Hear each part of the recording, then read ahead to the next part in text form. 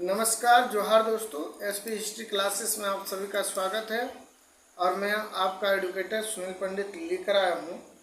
आज जो है ज्योग्राफी का सिलेबस और उसका पहला टॉपिक। पहले मैं ज्योग्राफी का जो सिलेबस है जेटेट के लिए जेटेट का जो ज्योग्राफी का सिलेबस है, जेटेट 2024 का जो सिलेबस है ज्योग्राफी का, वो 2024 का सिलेबस जो है उसका लेकर आया हूँ और उसके बाद उसका टॉपिक भी है। पहले सिलेबस में देखिए क्या लिखा है, भौतिक भूगोल। और भौतिक भूगोल के अंतर्गत क्या पढ़ना है, तो इसमें भूकंप है, ज्वालामुखी है, उसके बाद नदियों हैं, ग्लेशियरों हैं, हवाओं द्वारा निर्मित भू आकृतियाँ, कटाव और अपक्षय, वायुमंडलीय संरचना और संरचना, अलगाव और तापमान, हवाएं। इसके बाद है भारत और झारखंड का भूगोल आपका है। इसमें पढ़ना आपको भौतिक भूगोल, जलवायु, जल निकासी, मिट्टी, कृषि, खनिज। उसके बाद क्या है, उसके बाद देखिए यहाँ दिया है क्या, कार्टोग्राफिक तकनीक, पैमाना, आइसोलाइन मानचित्र, ये सारा चीज़ आपको पढ़ना है ज्योग्राफी का सिलेबस में। सिलेबस देखने में तो बहुत ही छोटा लग रहा है, लेकिन ऐसा है नहीं। इसके अंतर्गत बहुत सारी चीज़ पढ़ना है।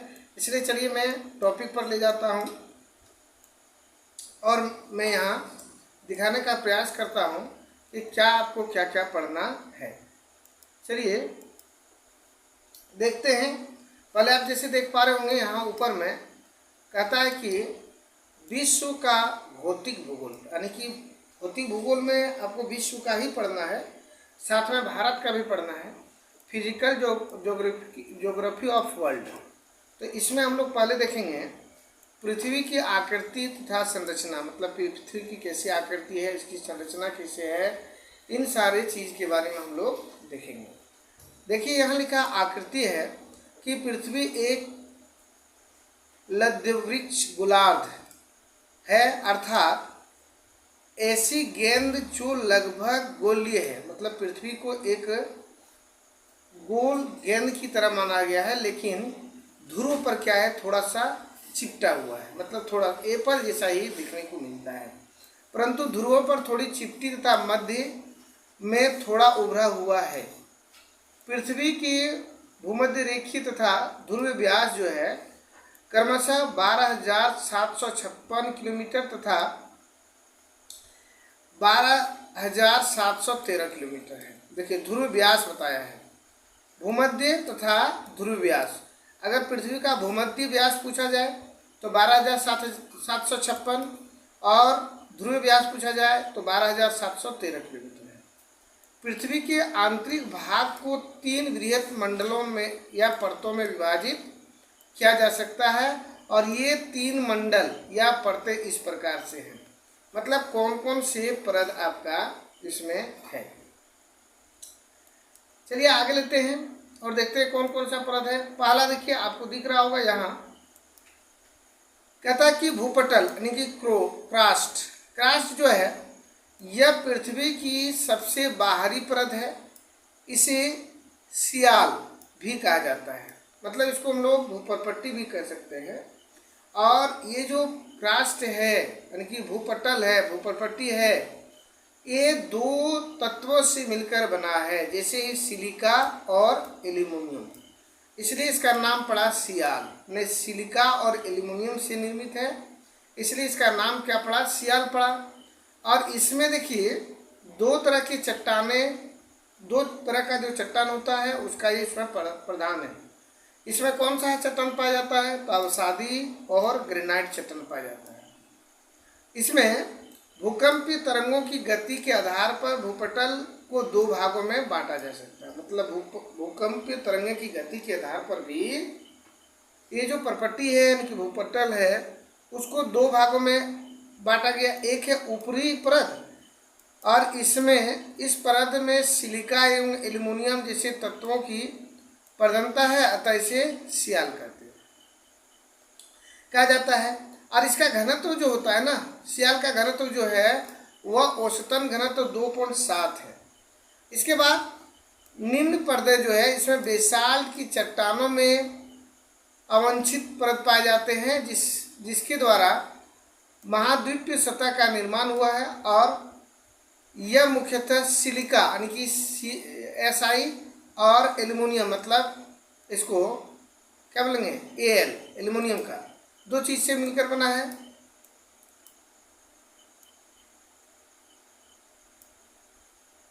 निम्न परत की बात हो रही है तो देखिए यहाँ आपका, और मैग्नीशियम से मिलकर बना था इसमें सीमा, अच्छा सिलिका और मैग्नीशियम बोल रहा है, ये दूसरा चीज है। सिलिका और मैग्नीशियम से, इसलिए इसको सीमा कहा जाता है। और इसका घनत्व जो होता है 3, मतलब ऊपरी परत को सियाल और निचली परत को सीमा कहा गया है।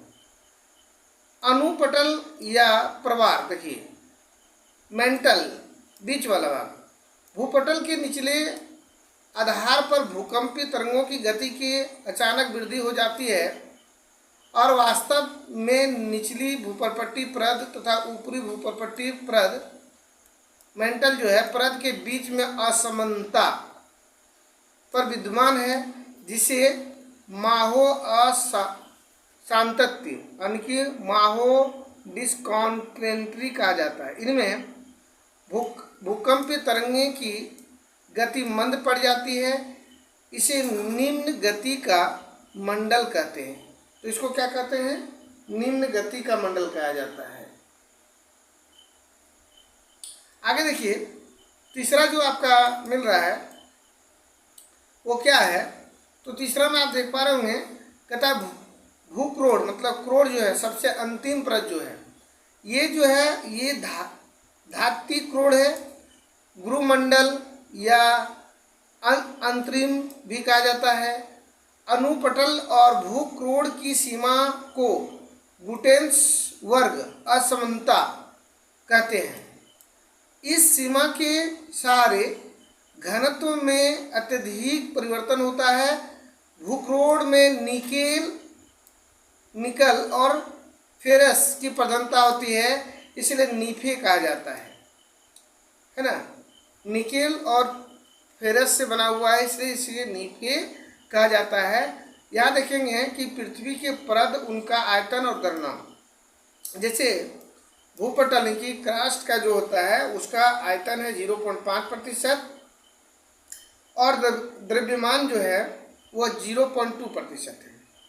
अनुपटल यानी कि मेंटल जिसको बोलते हैं, उसका आयतन है 83.5% और द्रव्यमान है 67.8%। भूक्रोड़ इसका 16.0% और 32.0% है। चलिए आगे देखते हैं। ये देखिए, इसमें दिया है आपका तत्व दिया है, उसके बाद है भूपरपट्टी की मात्रा यानी प्रतिशत में दिया है, फिर तत्व दिया है और संपूर्ण पृथ्वी में मात्रा और प्रतिशत दिया है। जैसे देखिए ऑक्सीजन, यहाँ देखिए ऑक्सीजन का दिया है भूपरपट्टी में मात्रा 46.8 और यहाँ सिलिकॉन का देखेंगे तो 27.7, एल्युमिनियम का देखेंगे तो 8.1, लोहा का देखेंगे तो 5.0, कैल्शियम का क्या है 3.6, सोडियम का है 2.8 और पोटासियम का है 2.5। फिर यहाँ आएंगे मैग्नीशियम देखेंगे 2.0। फिर यहाँ देखेंगे ये संपूर्ण पृथ्वी पर बात हो रहा है और यहाँ भूपरपट्टी का बात हुआ है। फिर देखिए लोहा का 35% है संपूर्ण पृथ्वी की मतलब संपूर्ण पृथ्वी पर। ऑक्सीजन का बात कर रहे हैं तो यहाँ 30 है, सिलिकॉन की बात कर रहे हैं तो 15 है, मैग्नीशियम की बात कर रहे हैं तो 13 है, निकेल जो है वह 2.4 है और सल्फर जो है वो 1.9 है। तो इस प्रकार से तत्व और भूपरपट्टी की मात्रा प्रतिशत में दिया है। फिर तत्व है संपूर्ण पृथ्वी की मात्रा और प्रतिशत में कहाँ तक फैला हुआ है। चलिए आगे लिखते हैं और देखते हैं क्या लिखा है। कहता कि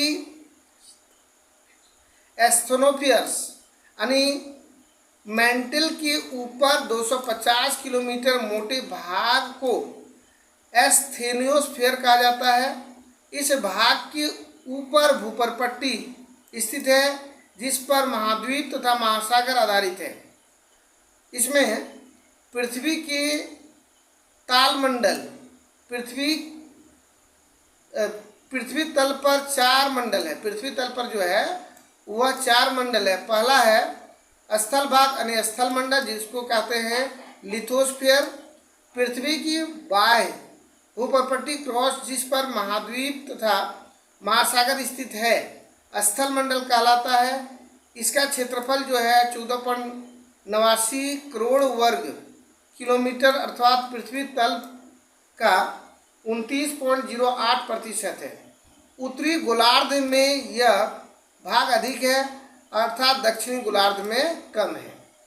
उसके बाद दूसरा है जलमंडल हाइड्रोस्फीयर। इसका क्षेत्रफल जो है वह 36.12 करोड़ वर्ग किलोमीटर पृथ्वी तल में है 71%। इस समस्त जल भाग को जिसमें महानगरों आते हैं जलमंडल कहलाता है। फिर हो गया वायुमंडल एटमॉस्फेयर। पृथ्वी की धरातल के चारों ओर रंगहीन गंधहीन और स्वादहीन गैसों का एक विशाल आवरण जो लगभग 800 किलोमीटर की ऊंचाई तक है उसे वायुमंडल कहते हैं। आगे देखिए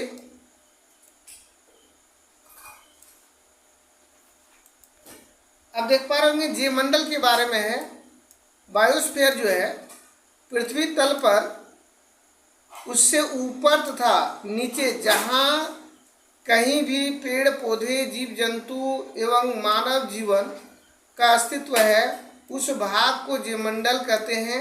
अतः यह भाग जो है स्थल मंडल जलमंडल वायुमंडल तीनों में फैला हुआ है।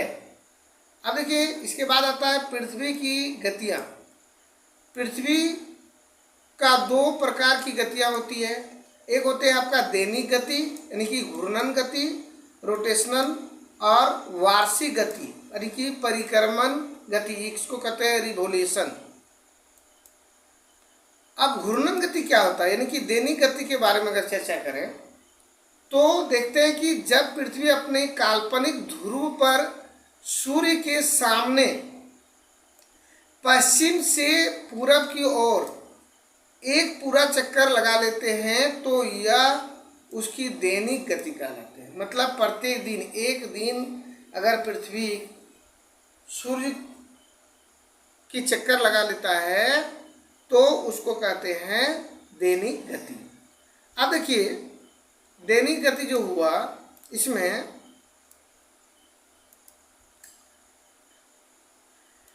पृथ्वी एक चक्कर मतलब एक चक्कर लगाने में उसको समय लग जाता है 23 घंटा 56 मिनट और 4.09 सेकेंड अर्थात एक दिन में लगा पाते हैं। और इस गति के कारण पृथ्वी पर दिन यानी कि रात और दिन होते हैं। चूँकि पृथ्वी अपने धुरी पर 23.5 डिग्री अक्षांश झुके हैं और इसलिए रात दिन वर्ष भर समान नहीं होता है। पृथ्वी की धुरी वह काल्पनिक रेखा है जो उत्तरी तथा दक्षिणी पृथ्वी को मिलाते हैं और पृथ्वी के केंद्र से गुजरती है।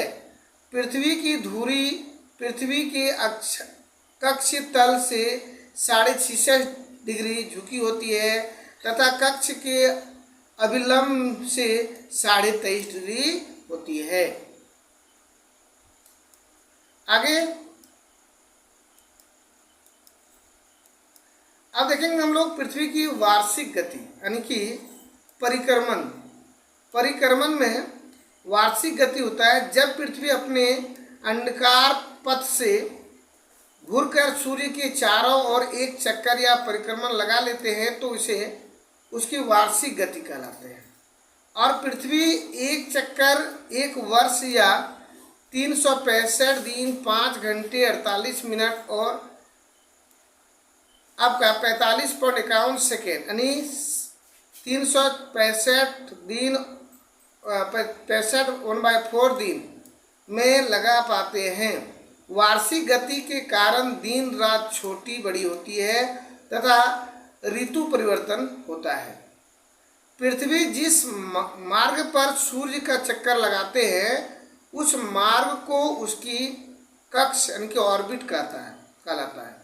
अब ऋतु परिवर्तन की बात करें तो देखिए ऋतु परिवर्तन क्या है कि पृथ्वी की धुरी 23.5 डिग्री कक्ष तल से अभिलंब से एक और झुकी है, अर्थात कक्षीय तल से धुरी 66.5 डिग्री का कक्ष बनाती है।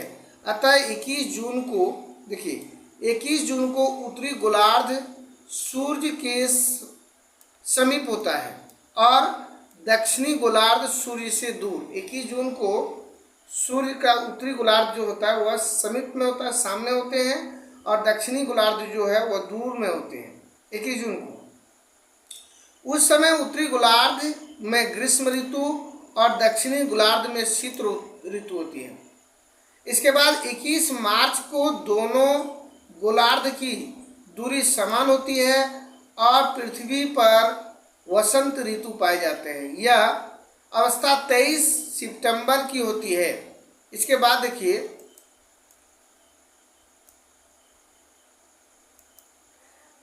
23 सितंबर की होती है जब शरद ऋतु पाए जाते हैं। अब देखिए जब पृथ्वी सूर्य और चंद्रमा के बीच आ जाती है, जब पृथ्वी जो है वह सूर्य और चंद्रमा के बीच आ जाती है तो चंद्र ग्रहण लगता है और प्रकाश नहीं हो पाते, जब बल्कि पृथ्वी की छाया चंद्र ग्रहण पड़ने लगते हैं, इसे चंद्र ग्रहण कहते हैं। चंद्र ग्रहण सदैव पूर्णिमा को होता है परंतु प्रत्येक पूर्णिमा को नहीं, क्योंकि पृथ्वी और चंद्रमा के कक्ष तल में 5 डिग्री का परस्पर झुकाव होता है। आगे जब चंद्रमा पृथ्वी और सूर्य के बीच आता है तो चंद्रमा की छाया पृथ्वी पर पड़ती है एवं सूर्य का प्रकाश पूर्ण रूप से पृथ्वी को नहीं आ पाती है, जिसको सूर्य ग्रहण कहते हैं। सूर्य ग्रहण सदैव अमावस्या के दिन होता है परंतु प्रत्येक अमावस्या को नहीं होता है, क्योंकि पृथ्वी और चंद्रमा के कक्ष तलों में झुकाव के कारण सूर्य ग्रहण उसी अमावस्या को होता है जिस अमावस्या को चंद्र ग्रहण के कक्ष तल में आ जाता है। नेक्स्ट है आपका कि जब चंद्रमा सूर्य को पूरी तरह ढक लेता है तो पूर्ण ग्रहण कहा जाता है, परंतु जब चंद्रमा सूर्य का कुछ भाग को ढक पाता है तो उसे आंशिक सूर्य ग्रहण कहा जाता है। सूर्य ग्रहण की अवधि में एक चमत्कारी हुई अंगूठी के रूप में दिखाई देते हैं, जिसे डाइटिंग्स रिंग कहा जाता है। एक कैलेंडर वर्ष में अधिकतम 7 ग्रहण यानी कि सूर्य ग्रहण और चंद्र ग्रहण के मिलाकर हो सकते हैं तथा सूर्य ग्रहण को घटाना वर्ष में कम से कम 2 बार, सूर्य ग्रहण की घटना जो है वर्ष में 2 बार अधिकतम 5 बार हो सकते हैं। तो ये रहा आज का थोड़ा सा जानकारी। अगर जानकारी अच्छे लगे, वीडियो अच्छे लगे तो वीडियो को एक बार लाइक शेयर एवं कमेंट जरूर कीजिएगा और चैनल पर पहली बार है तो चैनल को सब्सक्राइब कर लीजिएगा ताकि सबसे पहले इस तरह का वीडियो आप तक पहुंचे। चलिए मिलते हैं नेक्स्ट वीडियो में, तब तक के लिए जय हिंद जय झारखंड।